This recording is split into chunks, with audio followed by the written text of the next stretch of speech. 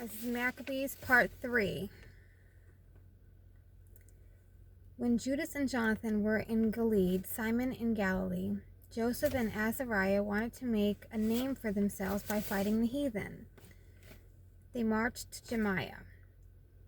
Gorgias and his men came to meet them in battle. 2,000 men of Israel died. They did not belong to the family of those who were permitted to save Israel.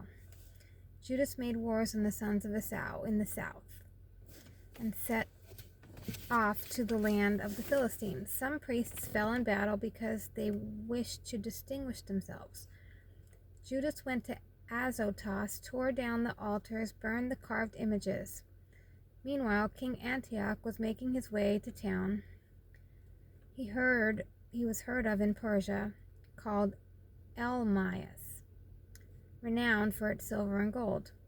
He tried to take the city but couldn't. Then someone came to him and told him all that happened.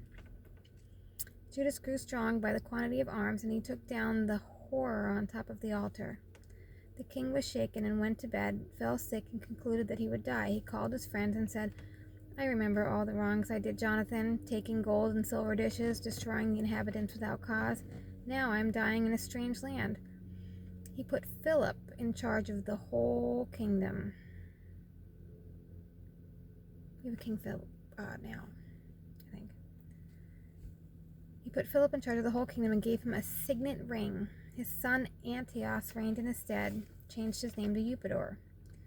The men in the citadel kept harassing Israel and giving support to the heathen, so Judas planned to destroy them. There was a siege and a blockade, and some escaped, and some ungodly Israel went with them, and they went to the king and said, "How long will you delay doing justice for us? We agreed to serve your father and conduct ourselves in accordance with his laws, and now, on account of this, the sons of our people have besieged us, put us to death, plundered our property. They encamped against the citadel in Jerusalem to capture it. Act quickly, or you won't be able to check them."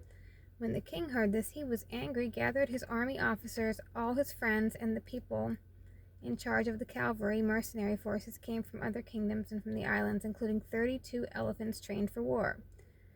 They got up early and showed the elephants some grape juice and mulberries to entice them to battle. They stationed each elephant with 1,000 men in chained armor and brass helmets on their head. They were wooden towers upon the elephant, strong and covered over, ingeniously fastened on, and each one were 4 powerful men who fought on them, besides the Indian driver.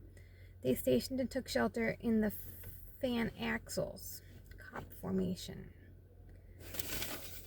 When the sun fell on the gold and brass shields, the mountains flashed back and shone like blazing torches. They advanced. Judas advanced, and 600 men from the king's army fell. Eleazar and Avron noticed one of the animals was armed with a royal armor and stood higher than the others. He thought the king was on it, and he gave his life for the people. He slipped under the elephant and slashed its underneath, killed it, and it fell on top of him, and he died. But the men of the king's army went up to Jerusalem to meet them, and they made peace with the men. They evacuated the town because there was no food to support a siege, as it was a sabbatical year. The king stationed a garrison, a paid soldier, to hold it. They encamped against the sanctuary with war engines and machines to throw fire and stones. They fought for a long time, but provisions in the storehouse were low because of all the people taking refuge in Judea from the heathen. Lycia heard Philip, the new king to replace Antioch, was trying to get control of the government. He agreed to withdraw and come to terms with them before the provisions run out. "Let's make peace with them, that they shall follow their own laws." And the king's officers made an oath with them. But when the king went to Mount Zion and saw the strength of the place, he broke the oath and gave orders to tear down its walls. The king returned to Antioch, found Philip in possession of it, fought against him, and took the city by force. Demetrius came with Rome, went to Antioch, seized Antiochus and Lysias, and killed them. Demetrius took his seat upon the throne in Antioch. The lawless and ungodly men of Israel went to him, and Judas and his brethren destroyed all your friends, punish them. The king chose Governor Bacchides for the job, and he came with a strong force against the land of Judah, but with a peaceful message and guile. Judas paid no mind to their guile. The Hasidians wanted peace.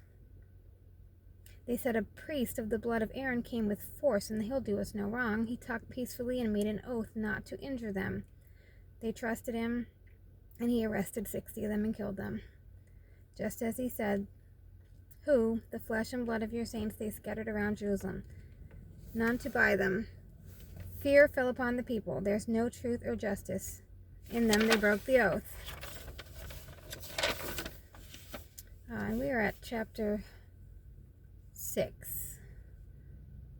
And the start of 1 Maccabees 7 there soon.